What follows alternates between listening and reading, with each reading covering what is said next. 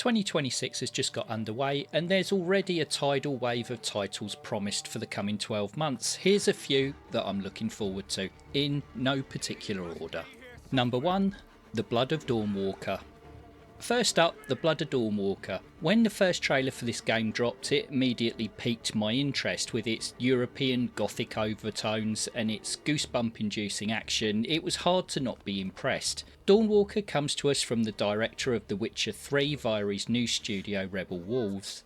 With an ex-Witcher 3 dev at the helm, you're probably not going to be surprised that this is a third-person action RPG. You play as Cohen, a human-vampire hybrid who is just like you and me during daylight hours, but becomes a super-powered bloodsucker after dark. It looks like you'll be given a lot of freedom in this open-world setting to tackle quests as you see fit, either in your human or vampiric forms. Dawnwalker looks very promising indeed. From what has been shown of gameplay so far, combat looks tight and plenty of scope for utilising Cohen's many abilities. The story also looks quite engaging and well fleshed out. However, not much has been seen of the open world yet. No real details on traversal or what kind of activities you can get up to off the beaten track. I guess time will tell, but for now, Dawnwalker looks like it could be an impressive first title from Rebel Wolves.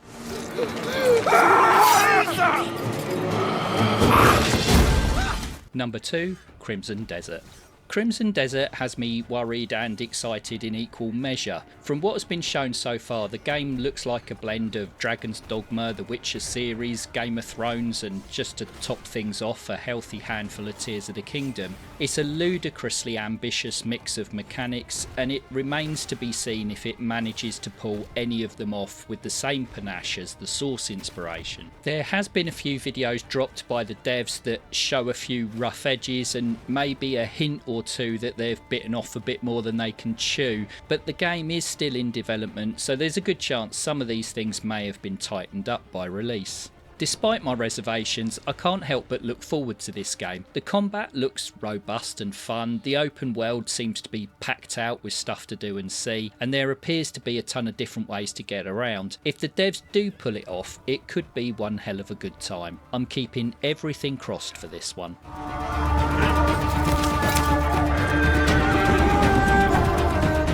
Number 3, Valor Mortis. Right now, if you threw a rock over your shoulder, you'd probably hit a Souls-like game. If ever there was an oversaturated genre, this would be it.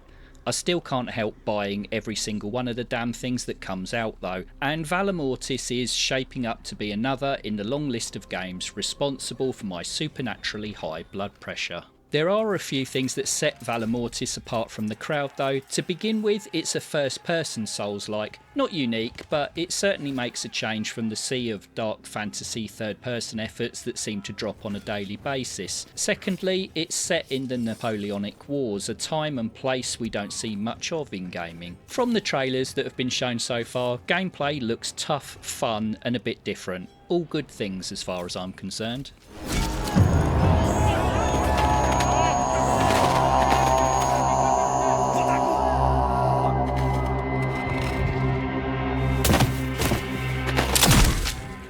Number 4, Showa American Story.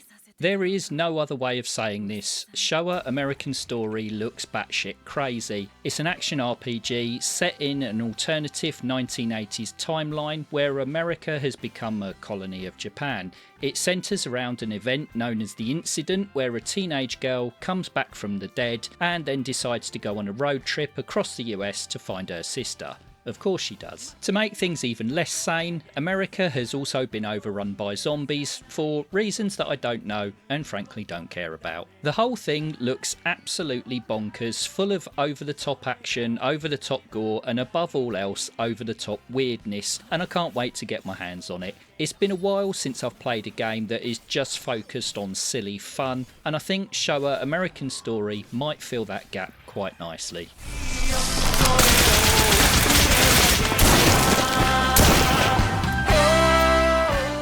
Number 5, Replaced. It's been delayed more times than a British train on a moderately snowy day, understandably so because the devs were based in Ukraine, but finally the 80s alternate timeline cyberpunk platformer is on its way. I loved the look of this game when it was first announced. It's got those dark Blade Runner-esque visuals mated to some slick animation. The whole thing just oozes with atmosphere, and I can't wait to absorb myself in its grimy world. It also sounds like it's going to have a decent storyline. You play as Reach, an AI involuntarily trapped in a human body, who's trying to expose the shadowy Phoenix Corporation and their dodgy dealings. The devs described the game as a narrative-driven platformer. Now, I have a kind of love-hate relationship with narrative-driven games. When done well, the story draws you in and enhances the game, but get that aspect wrong and you end up with a disjointed experience that has you watching the game rather than playing it. It remains to be seen what camp Replaced will fall into, but I really hope it's the first. I do have a couple of honourable mentions. I don't know if these games are going to be out in 2026 or not, but I'll give them a mention anyway, as they look really promising.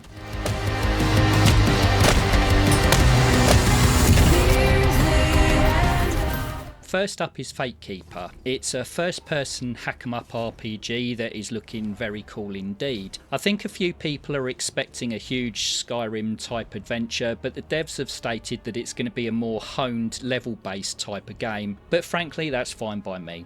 What's so eye-catching about Fatekeeper is the brutal looking combat. It looks really weighty and impactful. It looks like the devs have honed that physics engine within an inch of its life. I'm hoping and praying the devs don't muck this one up, as it looks like it has bags of potential. I get the feeling that Fatekeeper may be used as a kind of proof of concept, and a sequel may be more along the lines of an epic Skyrim-like title. Pure speculation on my part, but I will be keeping a close eye on this one.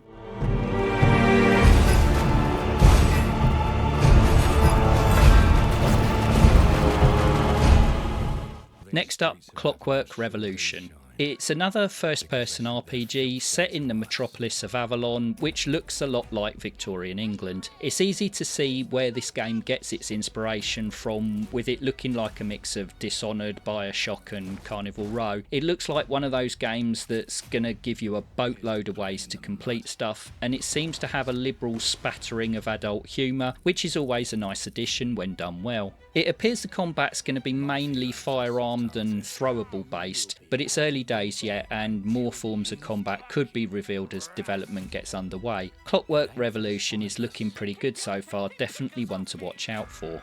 And as sure as shite ain't for the decent. That's a clean sweep for what